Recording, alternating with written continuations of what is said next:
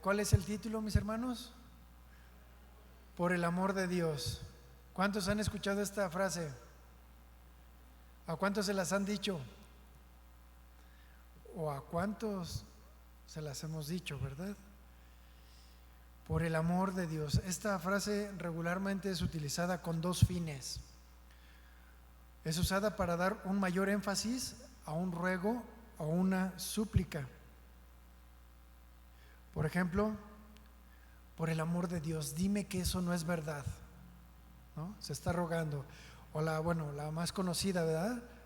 Una limosnita por el amor de Dios, ¿verdad? O sea, se busca un ruego, se hace un énfasis.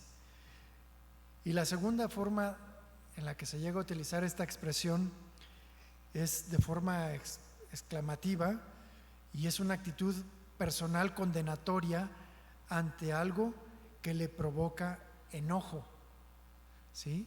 Por ejemplo, por el amor de Dios, ya madura, ¿no?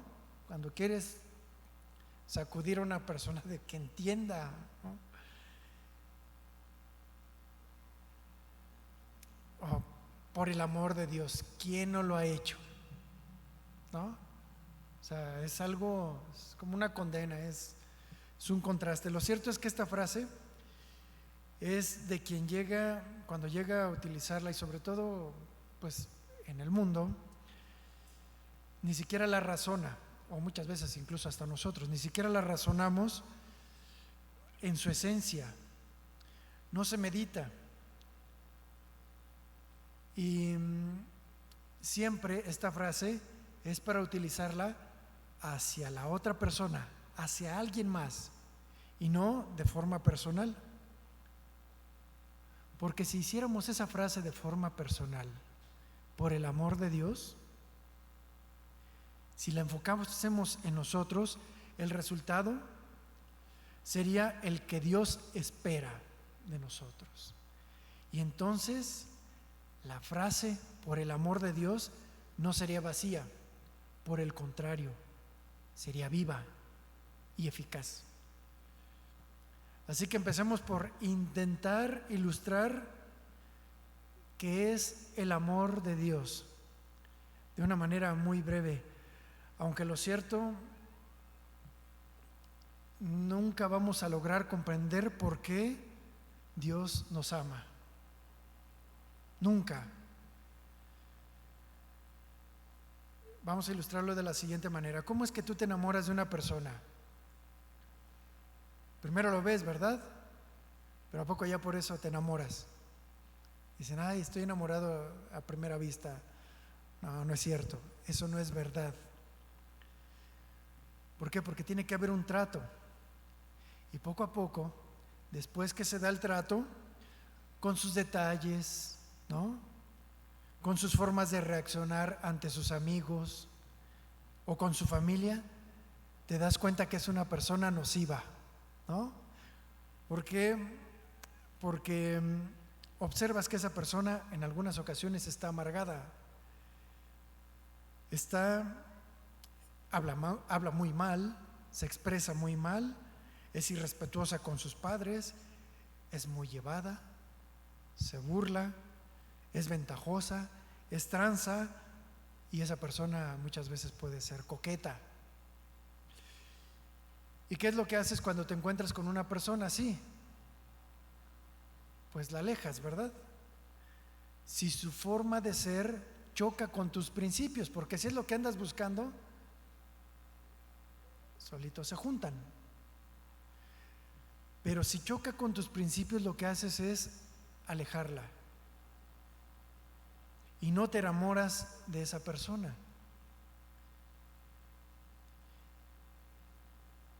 Porque si te llegas a enamorar de esa persona, sabes cuáles van a ser las consecuencias. O por el amor de Dios, ni modo que no te vayas a dar cuenta, ¿verdad? Por eso es que tú y yo nos enamoramos de una persona cuando la conocemos de una forma más personal, y por lo menos hay cosas en común, ¿verdad? Hay cosas en las cuales empatamos, tal vez no en todo, pero sí en su gran mayoría. Pero en el caso del amor de Dios, mis hermanos, justamente es algo incomprensible, incomprensible. ¿Por qué? Porque Él nos ama aún conociéndonos de antemano. Es incomprensible porque ¿qué podemos ofrecerle si Él lo hizo todo? Incluso Él nos hizo a nosotros mismos. ¿O tú qué crees que Dios vio en ti o vio en mí para amarnos? ¿Nuestra lealtad, tal vez? Cuando no lo conocíamos, incluso conociéndolo. ¿O crees que notó y se enamoró de nuestro carisma, de la pureza de nuestros pensamientos, de nuestra humildad o de nuestra belleza? En realidad, nada de lo que hay en nosotros lo puede impresionar, absolutamente nada. Por eso es incomprensible. Pablo tenía una oración para los efesios, la cual llega hasta nosotros. Y él dice, miren, Efesios 3:17, se los voy a leer. Que habite Cristo por la fe en vuestros corazones. ¿Dónde? En vuestros corazones. ¿Por medio de qué? Por medio de la fe, ¿verdad? Y Jesús dijo, bienaventurado es aquel que cree sin haber visto. Y nosotros creímos y creemos en nuestro corazón en Él, a fin de que nosotros seamos arraigados. ¿Qué significa esto? Extender nuestras raíces para estar firmes y sólidos, y arraigados y cimentados en amor. ¿Cuál amor? ¿El amor nuestro? ¿El amor propio? No, ¿verdad? El amor de Dios. Y seáis capaces, plenamente capaces de comprender, de entender con todos los santos, con todos los hermanos, cuál sea la anchura, la longitud, la profundidad y la altura. ¿Sí? O sea, es como una especie de cubo. La altura, la anchura, la longitud, la profundidad y la altura, y de conocer el amor de Cristo, el amor que tuvo para con nosotros, que excede todo conocimiento. O sea, esto, mis hermanos, simplemente nos va a llevar toda la eternidad el conocerlo. Pero cuando busquemos, así como las raíces empiezan a crecer poco a poco, ¿verdad? Poco a poco, a más y a más profundidad. ¿Qué tan profundo? Tanto como tú y yo busquemos el amor de Dios en nuestras vidas.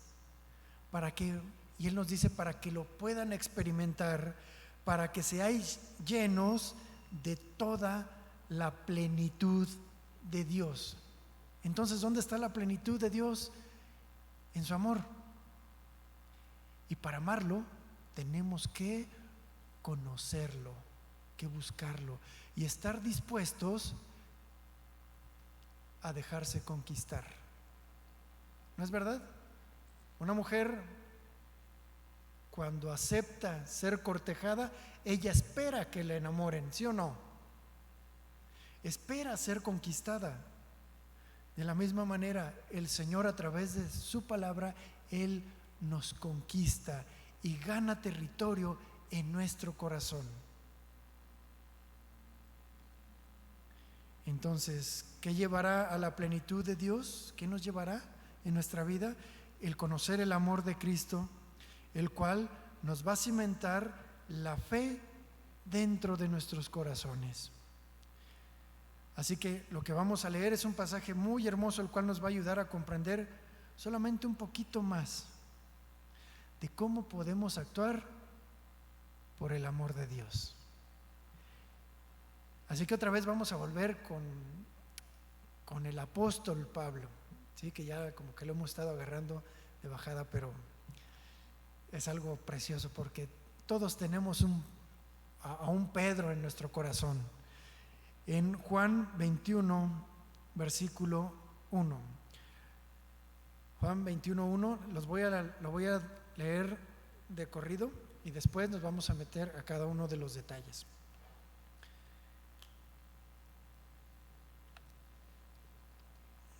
Juan 21:1 dice así: después de esto, y Juan se está refiriendo después de que se les apareció a la noche del domingo de resurrección, cuando Jesús sopló en ellos y les dio el Espíritu Santo para que ellos lo recibieran. Después de esto, Jesús se manifestó otra vez a sus discípulos junto al mar de Tiberias y se manifestó de esta manera. Y Juan empieza a darnos muchos detalles. Estaban juntos Simón Pedro, hay una persona, ¿verdad? Número 1, Tomás, llamado el Dídimo, que significa el gemelo. Número 3 estaba Natanael, y dice que estaban los hijos de Zebedeo, y estos eran Juan y Santiago. Entonces ahí ya van 5 discípulos y otros 2. Entonces en total se encontraban 7 de los 11, sin contar a Judas, obviamente, 7 discípulos. Entonces Simón Pedro les dijo: voy a pescar. Ellos le dijeron: vamos nosotros también contigo. Salieron pues y entraron en la barca, pero aquella noche no pescaron nada. Cuando ya iba amaneciendo, se presentó Jesús en la playa, pero los discípulos no sabían que era Jesús. Y les dijo: hijitos, ¿tenéis algo de comer? Les respondieron: no. Él les dijo: echad la red a la derecha de la barca y hallaréis. Entonces la echaron y ya no la podían sacar porque por la gran cantidad de peces. Entonces aquel discípulo a quien Jesús amaba, dijo a Pedro: es el Señor. Simón Pedro, cuando oyó que era el Señor, se ciñó la ropa porque se había despojado de ella, y entonces se tiró al mar.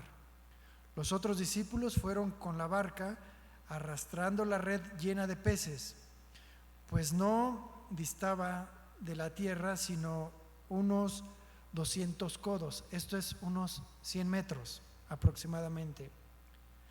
Al descender a tierra, vieron brasas puestas y un pescado encima de ellas y pan. Jesús les dijo: traed de los peces que acabáis de sacar. Subió Simón Pedro y sacó la red a tierra, llena de grandes peces. No eran charales, eran grandes peces, 153.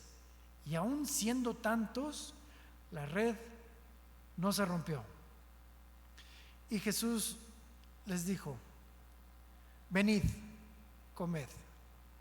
Y ninguno de los discípulos se atrevía a preguntarle: ¿tú quién eres?, sabiendo que era el Señor.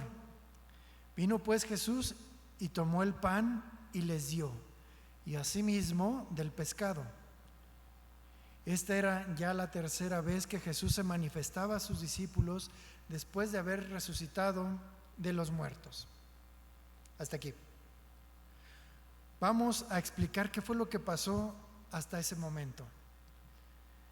Entre los 7 discípulos se encontraba Pedro, uno de los discípulos más influyentes, de los más impetuosos, de los más atrevidos y también de los más vistos.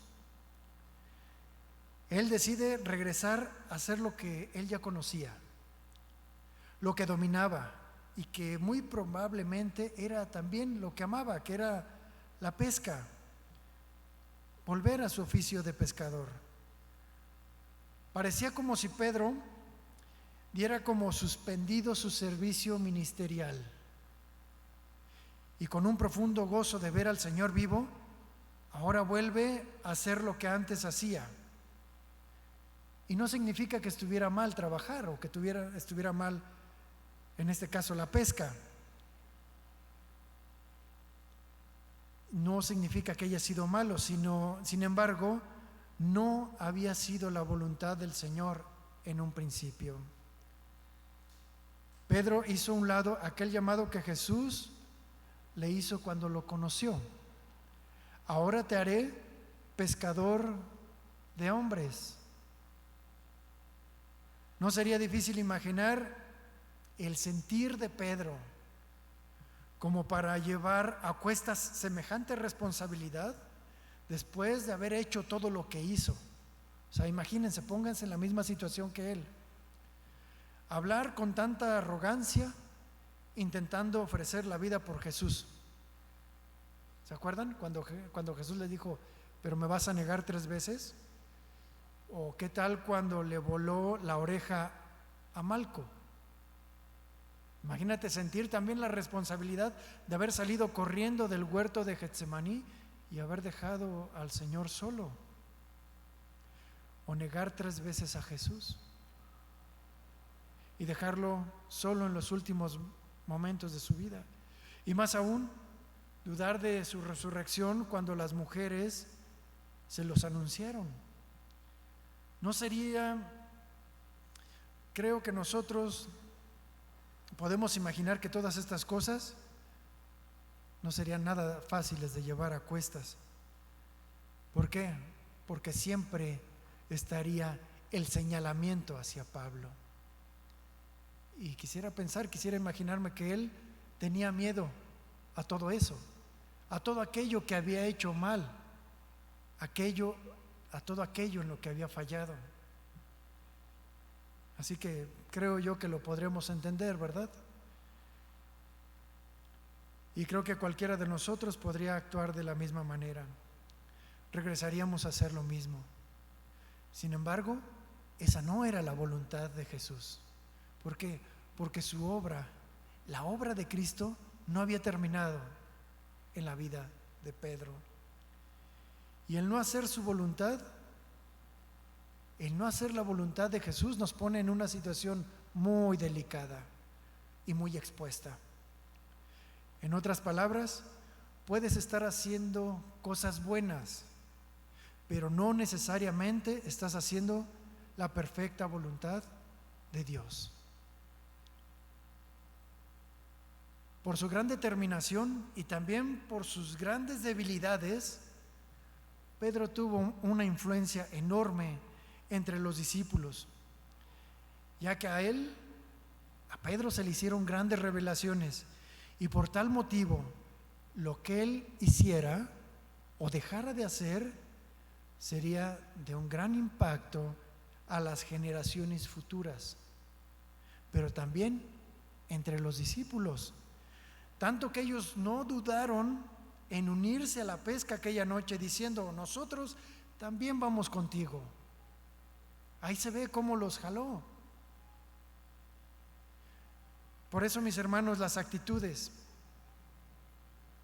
las decisiones que cada uno de nosotros tengamos y esas determinaciones pueden influir a los demás, para bien o para mal. Pero algo le pasó en aquella noche a estos pescadores experimentados. No agarraron ni a un triste charalito.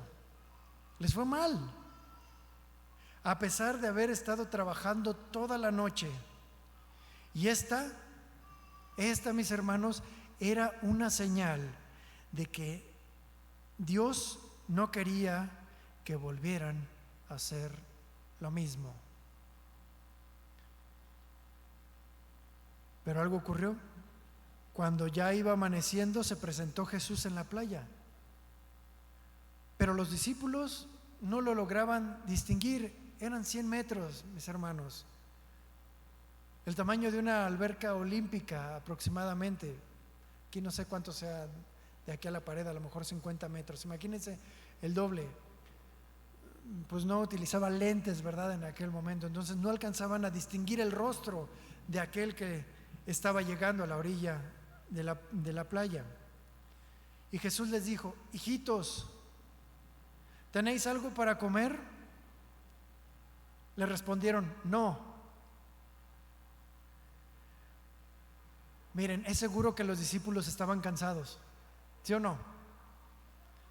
Estaban frustrados y muy probable hasta molestos por un desvelo que fue en vano. Su respuesta fue tan tajante, decir no, y fue tan tajante y cortante en comparación con la tierna y reveladora pregunta que les hizo Jesús. ¿Sí? Y parecía como si Jesús les hubiera dado una cachetada con guante blanco, como diciendo, con esta pregunta, dirigiéndose hacia ellos: a ver, mis discípulos, ¿ya se dieron cuenta que en sus fuerzas no van a lograr sus propósitos? Aunque se junten, aunque unan sus fuerzas, si no es la voluntad de Dios, entonces se van a fatigar, se van a fastidiar. ¿Y saben qué? Se va a notar en la forma en la que responden. La forma en la que contestan va a revelar que no están haciendo la voluntad de Dios, porque de la abundancia del corazón habla la boca. Pero está bien, Jesús les dijo: a ver, vamos al volver al principio, regresémonos en el tiempo y volvamos con un nuevo comienzo. Regresemos al fundamento y al propósito de mi llamado. Y Jesús les dijo: echad la red a la derecha de la barca y hallaréis. En ese momento estaban recibiendo los discípulos una orden, una instrucción, y no hubo reclamos. Tal vez porque ya estaban muy cansados. No hubo reclamos, no hubo preguntas, solamente el beneficio de la duda. Y tal vez dijeron: total, ¿qué más da? Tal vez él, desde donde está, alcanza a ver algo que nosotros no alcanzamos a ver. Entonces dice la Biblia que la echaron y de pronto empezaron a ver los borbotones de los peces, y pecesotes, ¿verdad? Y ya no lo podrían sacar, no podían sacar la red por la gran cantidad de peces que había ahí. Miren, lo más importante, mis hermanos, de este hecho fue que ellos obedecieron sin preguntar, sin cuestionar, sin argumentar y sin pelear con Dios, con el Señor, a pesar de que no sabían que era Él. Asimismo, mi hermano, Dios hará con nosotros cuando no estamos o no estemos haciendo su voluntad. Nos va a dejar que nos agotemos, que se nos acaben los recursos, que nos cansemos, que nos frustremos, para que después Él nos lleve al principio de su llamado: obedece al Señor. Obedece por el amor de Dios, ¿verdad? Obedece sin cuestionar, y Él hará, cuando hagas eso, cuando obedezcas, hará que sobreabunde lo que Él te quiera dar, lo que Él te quiera dar, porque Él sabe qué es lo que te conviene. Y cuando de repente vieron la gran cantidad de peces, hubo uno entre todos que le dijo a Pedro: no, esto no es normal. Es más, incluso esto es un déjà vu. ¿Por qué? Porque esto mismo ya lo vivimos cuando conocimos a Pedro. Es el Señor quien nos acaba de hablar. Nos está regresando al principio. Entonces aquel discípulo a quien Jesús amaba dijo: Pedro es el Señor. Cuando Simón Pedro oyó que se trataba del Señor, también él recordó todo aquello como una especie de flashazo seguramente. ¿Por qué?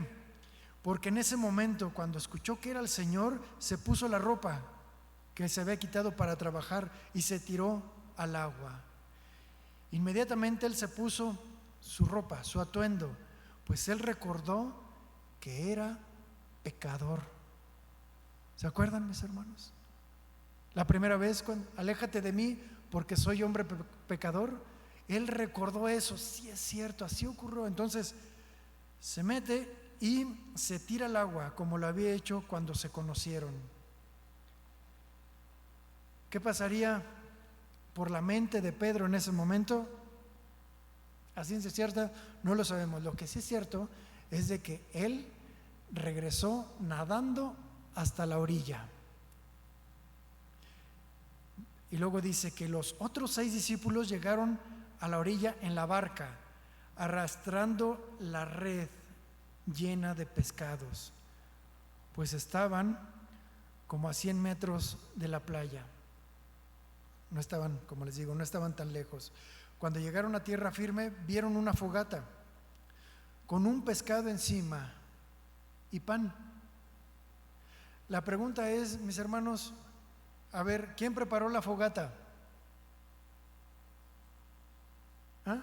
¿Quién más estaba en la playa? Jesús, ¿verdad? ¿Quién preparó la fogata? El Señor, ¿verdad? El Señor preparó el fuego. ¿Quién puso ese pescado? ¿Quién más estaba en la playa? Solamente Jesús. ¿Quién lo puso? Jesús, ¿verdad? Él lo trajo. Porque dice, cuando llegaron, vieron la fogata con un pescado encima. Es decir, los discípulos no le dieron ese pez, bueno, ese pescado, porque ya estaba afuera. Y el pan. ¿Quién llevaba el pan? Jesús, ¿verdad? Entonces, el desayuno estaba preparado. ¿Quién lo preparó? Jesús. Y Jesús les dijo: traigan algunos de los pescados que acaban de sacar.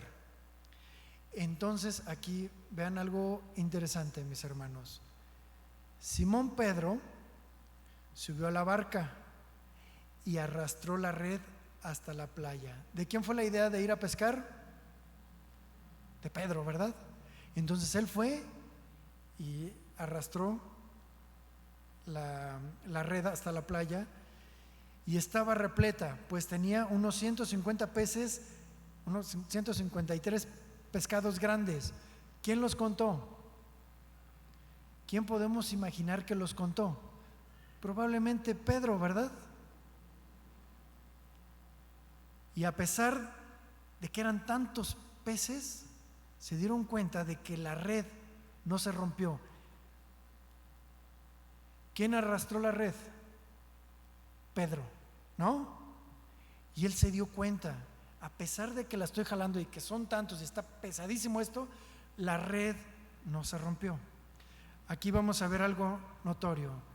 Pedro estaba desde el principio muy interesado en la pesca, pero quedó impactado por el resultado, porque todo sugiere que él los contó, pero también estaba sorprendido de la fuerza de una red que milagrosamente no se rompió. Y esto también evidentemente impactó a los discípulos. Sin embargo, Jesús, de una manera muy sutil, les dice: a ver, no se fijen en pequeñeces de lo que acaban de hacer. Vengan a ver y a degustar mi provisión. Porque inmediatamente les dijo: venid, comed. O sea, eso que vieron, no es nada. Vengan a degustar de lo que yo les preparé. Y cuando estaban ahí sentados, allá con los 153 peces y aquí nada más uno que el Señor había provisto, todos estaban sentados y ninguno se atrevía a preguntarle: ¿tú quién eres? Sabiendo que era el Señor. Era evidente, mis hermanos, que el rostro de Jesús, después de todo aquello que había pasado en la cruz, al momento de resucitar, era diferente. ¿Por qué? Porque su cuerpo estaba glorificado. Sin embargo, su voz, mis hermanos, su voz era la misma. Sus palabras eran las mismas, pero sobre todo, sus heridas en sus manos y en sus pies, los cuales confirmaba que era el Señor. Vino pues Jesús, tomó el pan y les dio, asimismo del pescado. Ahora imagínense, eran 7, sin contar a Jesús, ¿verdad? Probablemente también comió. Imagínense el tamaño del pescado para 7. Imagínenselo. Este era el mensaje que les estaba dando Jesús con estos hechos. A ver, mis queridos discípulos, mis amados discípulos, o como Él les dijo, hijitos, cuando ustedes me obedecen en su debilidad, cuando me obedecen en su frustración, en su enojo, en su desconcierto, yo los puedo guiar para que tengan lo que ustedes necesitan de manera abundante. Pero también yo mismo, de forma milagrosa, les puedo dar lo suficiente para su sustento. De forma milagrosa.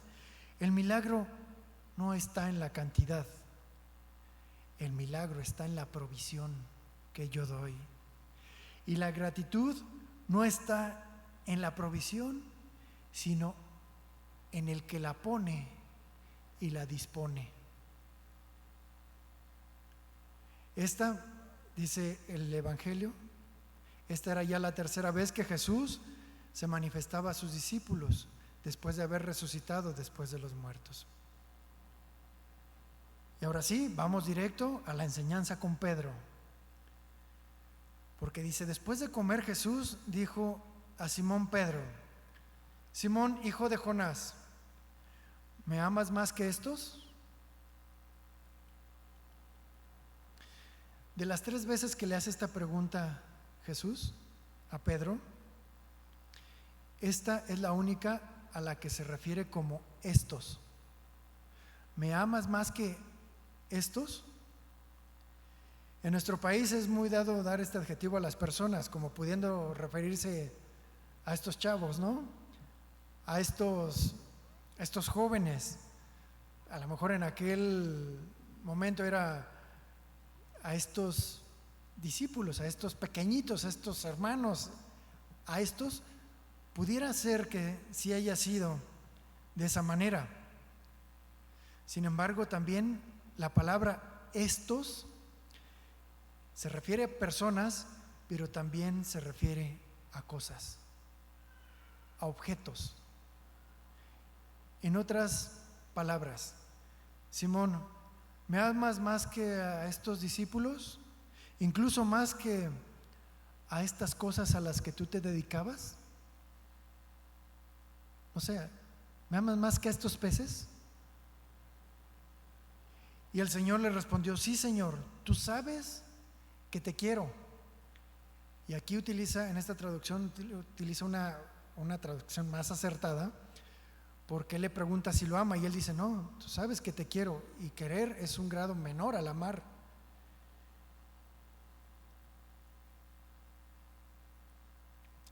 Y Pedro le dice de esta manera: tú sabes hasta qué punto yo te puedo querer, tú lo sabes.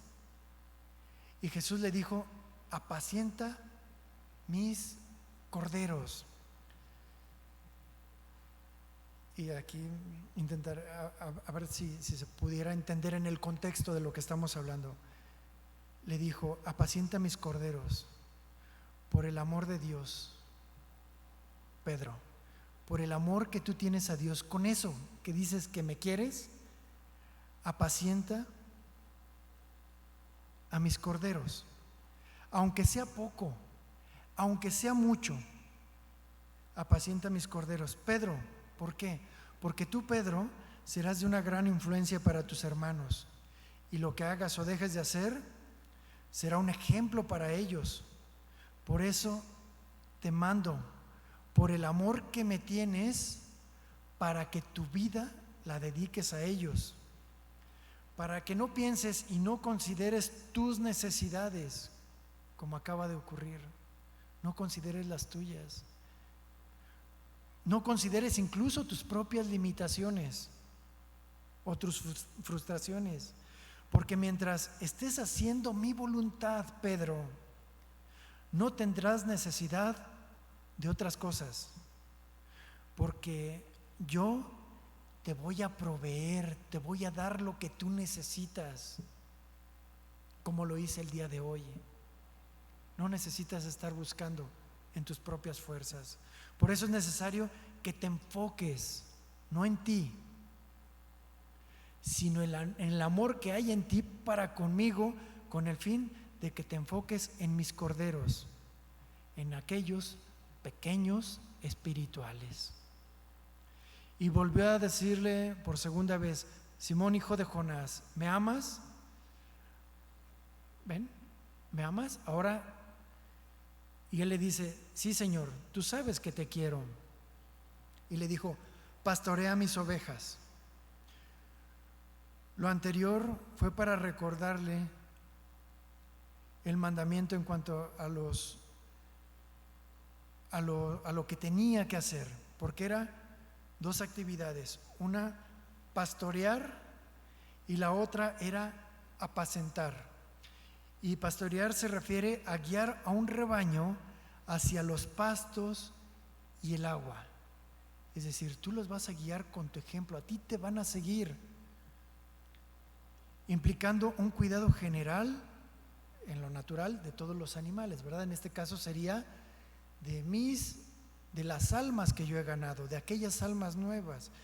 Y apacentar, por otro lado, implica un cuidado mucho más profundo, mucho más personal, que incluye la protección, la nutrición y la dirección espiritual. En resumen, se tenía él que concentrar en apacentar y cuidar al rebaño de una manera integral. Y por tercera vez: Simón, hijo de Jonás, ¿me quieres? Primero fue: ¿me amas? En la primera. En la segunda: ¿me amas? Pero en la tercera dice: ¿me quieres? Y el Señor como que se baja al nivel para que Pedro lo pudiera alcanzar en cuanto a la pregunta.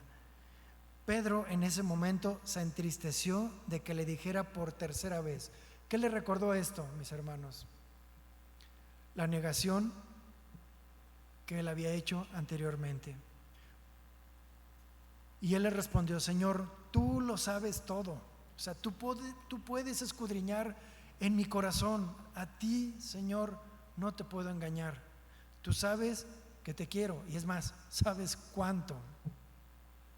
Y Jesús le dijo: apacienta mis ovejas. Escucha, por el amor que me tienes y con esa confirmación, por eso lo hice en 3 ocasiones, para que se traspolara la maldición al haberme negado 3 veces, restaurándote de forma completa a través ahora de un compromiso entre tú y yo. Lo poco o mucho que me ames, refléjalo con tus hermanos, con las ovejas.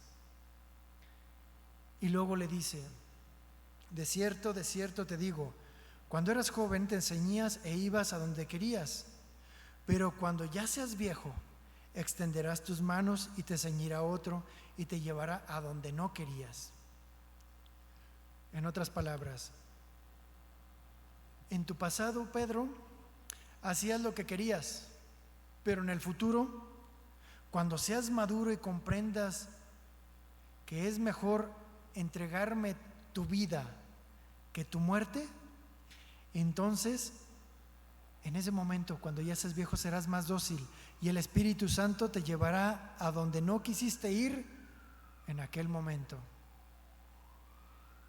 Esto lo dijo dando a entender de qué muerte había de glorificar a Dios. Y dicho esto, añadió: sígueme. ¿Entendiste, Pedro? ¿Entendiste? Sígueme a mí. Entonces, volviéndose Pedro, vio que lo seguía el discípulo a quien amaba Jesús. Ahí es la continuación de lo que acabamos de ver. El mismo que en la cena se había recostado al lado de él y le había dicho: Señor, ¿quién es el que te ha de entregar? ¿A quién se está refiriendo? A Juan, ¿verdad? El discípulo amado. Pero cuando Pedro lo vio, dijo a Jesús: Señor, ¿y qué de este? En otra traducción dice: ¿y este qué? ¿No? El Señor le dice: ¿qué de qué? A ver, cualquiera de nosotros, después de que esa plática tan profunda con el Señor, apacienta mis ovejas, y de repente sale Pedro con: ¿y este qué? Por el amor de Dios, Pedro, a ver, ya tienes el Espíritu Santo, ya fuiste restaurado, ya fuiste exhortado, ya fuiste instruido, y ahora sales con esas actitudes hacia una oveja, hacia un cordero, hacia tu hermano. ¿Qué quiere decir esto? Mis hermanos, que cualquiera de nosotros, en nuestra humana debilidad podemos caer y tener actitudes que no son las correctas y tratos que no son los correctos para con nuestros hermanos o nuestro prójimo, nuestro semejante, ¿verdad? Podemos caer, podemos desviar la mirada. Jesús le dijo: sígueme. Y así como le pasó a Pedro, cuando él caminó sobre las aguas, así mismo ahora le pasó. Ya no puso los ojos en la tormenta, sino que ahora los puso en Juan. Y se desvió. ¿Y este qué? Tal vez, echando a volar mi imaginación, Jesús seguramente llamó a Juan, ¿no?, para que lo siguiera, a lo mejor con el propósito de que él después diera este testimonio y lo pudiera plasmar con el fin de que nosotros aprendiéramos, ¿verdad? No sabemos, tal vez, podemos echar a volar la imaginación. Y Jesús le dijo: si yo quiero que él quede hasta que yo vuelva, ¿a ti qué? Tú sígueme. O sea, todo lo que te acabo de decir, sígueme, no desvíes tus ojos. Y entonces se extendió entonces entre los hermanos el rumor de que aquel discípulo no moriría. ¿Quién probablemente extendió ese rumor? ¿Con quién estaba hablando? Con Pedro, ¿verdad? Probablemente eso lo extendió Pedro. Pero, sin embargo, algo muy hermoso ocurre aquí, porque Juan concluye la narración de que toda aquella situación, ese momento incómodo, que después se extendió, después de eso se aclaró y se dieron cuenta de que habían malinterpretado mal las palabras de Jesús, y lo aclara. Pero Jesús no le dijo que no moriría, sino: y si quiero que él se quede hasta que yo vuelva, ¿a ti qué? ¿Sí? Eso fue simplemente lo que quiso decir. Así que Juan aquí hizo una aclaratoria de que él no iba a ser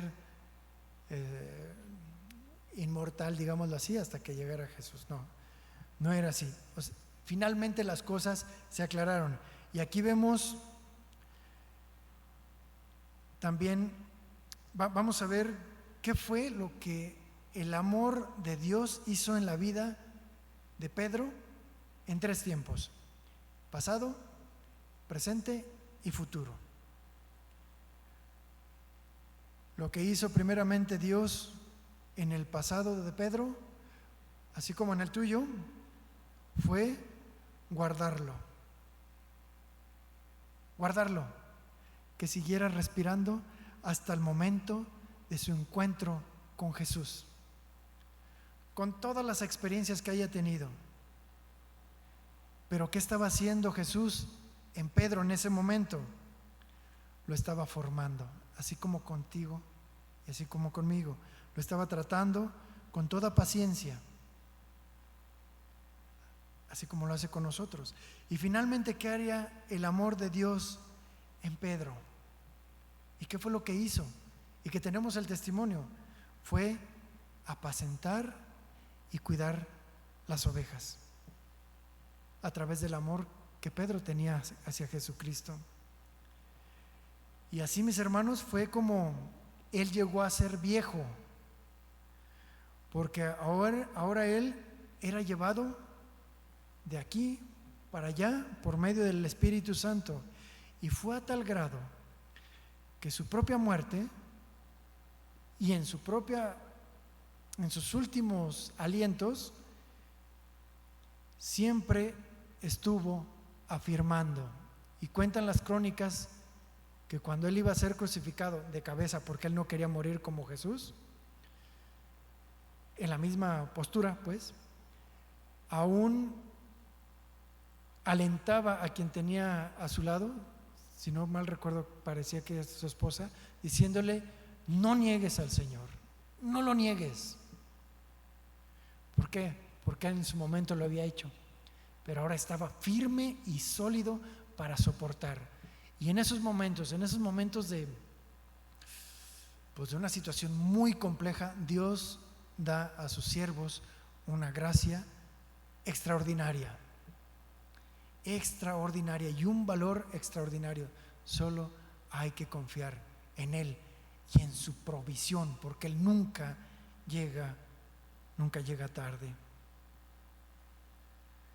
Pero hay algo también muy interesante en esto, porque también el amor de Dios trabajó en el corazón de Juan. Sí saben cómo se le conoce a Juan, ¿verdad? Como el discípulo amado. ¿Por qué? Pues porque Juan había sido también transformado.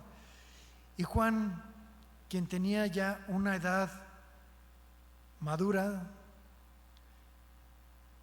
él, cuando ya lo hizo, él escribió el Evangelio de Juan, el que lleva su nombre. Sin embargo, vemos cómo Juan, su madurez y su entendimiento había sido totalmente otro, porque ¿se acuerdan cómo se le decía a él y a su hermano? ¿Cómo le decían? Los hijos del trueno. Entonces imagínense cómo eran. Pero ahora era el discípulo amado, alguien que se amaba, que era grato.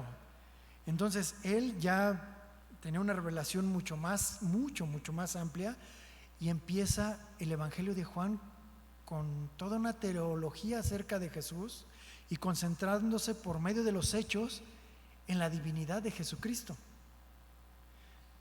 Sin embargo, este Evangelio está escrito en tercera persona, no como el del Apocalipsis, que ahí sí se revela y dice: yo, Juan, discípulo de Jesucristo. Aquí no, aquí él lo habla como si fuera un narrador. ¿Por qué? Porque pareciera como si los discípulos que hasta ese momento vivían estuvieran confirmando que todo lo que había escrito Juan, ellos también lo avalaban. Porque dice Juan 21:24: este es el discípulo que da testimonio de estas cosas. ¿Sí? Es decir, ahí vemos la rúbrica de Juan. Firmo. y escribió otras cosas. De estas cosas y escribió estas cosas. Y sabemos que su testimonio es verdadero. Sabemos. Aquí es más de uno. ¿Alcanzan a notar? Como si fuera la rúbrica de todos los demás. Vamos a ver algo también interesante para ir concluyendo.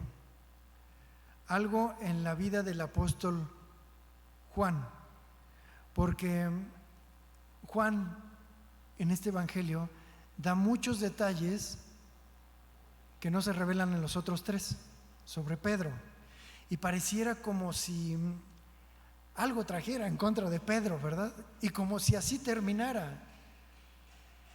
Sin embargo, mis hermanos, es todo lo contrario. Cuando Juan hace su publicación de este evangelio, Pedro ya había muerto. Y algunos estiman que aproximadamente unos 20 o 30 años antes. Pedro murió un poco por ahí en el año 68 después de Cristo, y este evangelio algunos estiman que fue en el año 100, 110. Entonces, para este momento Pedro ya había muerto, por lo que el relato de los hechos de Pedro para ese momento de la publicación serían más anécdotas de un hermano al cual se le extrañaba mucho. ¿Por qué? Porque Pedro había terminado con una vida totalmente diferente, y todo por el amor de Dios. En resumen, mis hermanos, no sé cuánto tú ames a Dios, sea poco o sea mucho, pero si tomas eso que tienes y lo aplicas en tu vida, esta será muy sólida, y Dios te va a revelar todavía más de su amor para que lo sigas amando y sigas obedeciendo, y se haga una realidad la palabra de Dios que dice: el Señor pondrá el querer como el hacer en tu vida, y por su buena voluntad. La pregunta es: ¿cómo experimentar ese amor de Dios? Bueno, por el amor de Dios. Imagínate, lo puedo tomar para mí mismo. Por el amor de Dios, por el amor que le tengo a Dios, ya sea poco o mucho, no voy a mentir. Aplicándolo para uno mismo. Por el amor de Dios, poco o mucho, el que tenga, no te ofenderé de forma intencional. Por el amor de Dios, te voy a ser fiel, por el compromiso que hicimos en un altar. Por el amor de Dios, poco o mucho, y ahí ponle todo aquello en lo que pudieras estar faltando delante de Dios, o aquello que Dios te pide, y hazlo por el amor de Dios. Así que, mis hermanos, espero que esta palabra haya encontrado cabida en nuestro corazón por el amor de Dios. Vamos a orar, mis hermanos.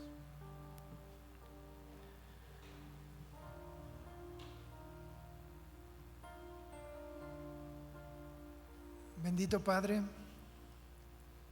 Señor Dios, Rey del universo, muchísimas gracias, Señor, porque todo lo que existe, todo lo que podemos ver y que no alcanzamos a ver, todo lo creaste tú, y todo refleja tu amor y tu justicia. Y así como es el universo, y más aún, porque el universo no te puede contener, de ese tamaño es la anchura, la altura, la profundidad de tu amor, Señor. Y tú lo resumiste en palabras muy sencillas y muy conocidas: porque de tal manera te he amado. Y quiero que conozcas ese amor. De tal manera te he amado que vine a dar mi vida por ti, en tu lugar, para conocernos en un sitio llamado la cruz del Calvario. Ahí estaba nuestra cita para la eternidad. Gracias, Señor, por tu cuidado. Gracias por esa paciencia que nos has tenido, porque nos conociste y aún así nos sigues amando. Y con un amor que es incomprensible, porque nos amas como amas a tu Hijo Jesucristo. Gracias por tu misericordia, por tu paciencia, y gracias por darnos un poquito más de conocimiento de ti, Señor, para conocer tu carácter, un carácter que queremos reflejarlo por el amor que te tenemos, Señor. Poco o mucho, solamente tú lo sabes, pero ayúdanos, porque queremos amarte más. Queremos amarte más, en el nombre de Jesús. Amén.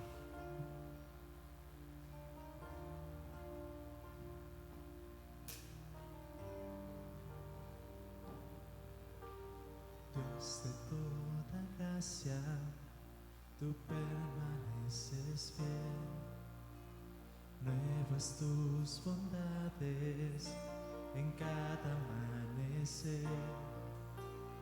Nos das esperanza en cada aflicción, y a tu gloria eterna nos llamaste. Bendito Dios, de toda gracia eres tú.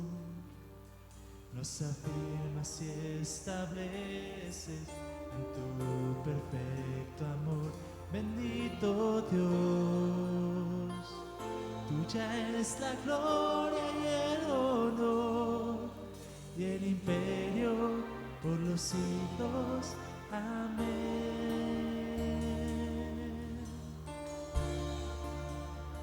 Por los siglos, amén.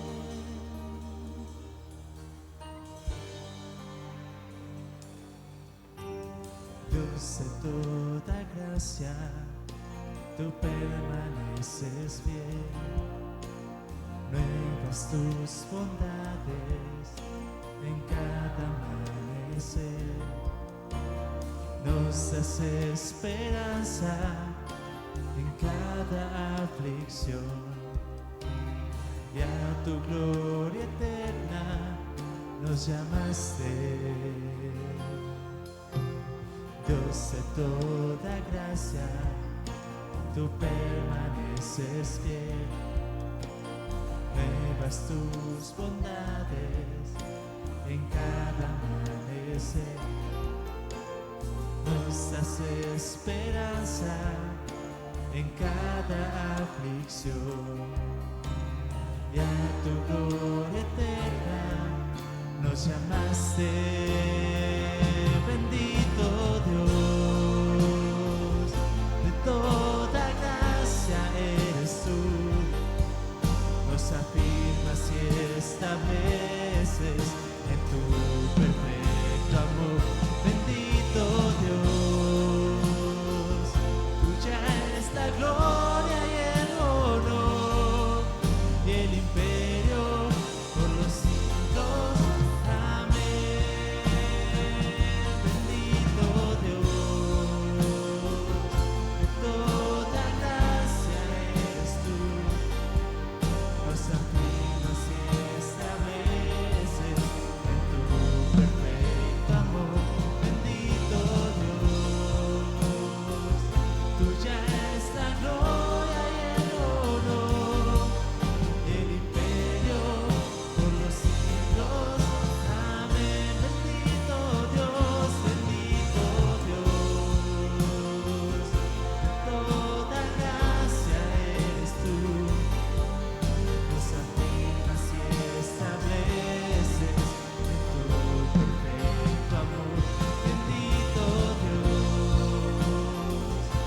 Tuya es la gloria y el honor, el imperio por los siglos. Amén. Y el imperio por los siglos. Amén. El imperio por los siglos. Amén.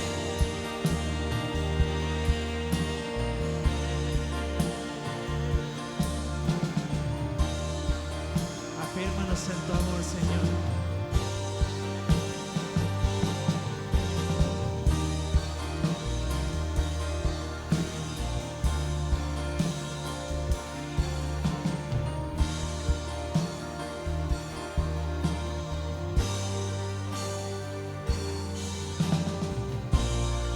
Amén. Da ese fuerte aplauso a nuestro Dios.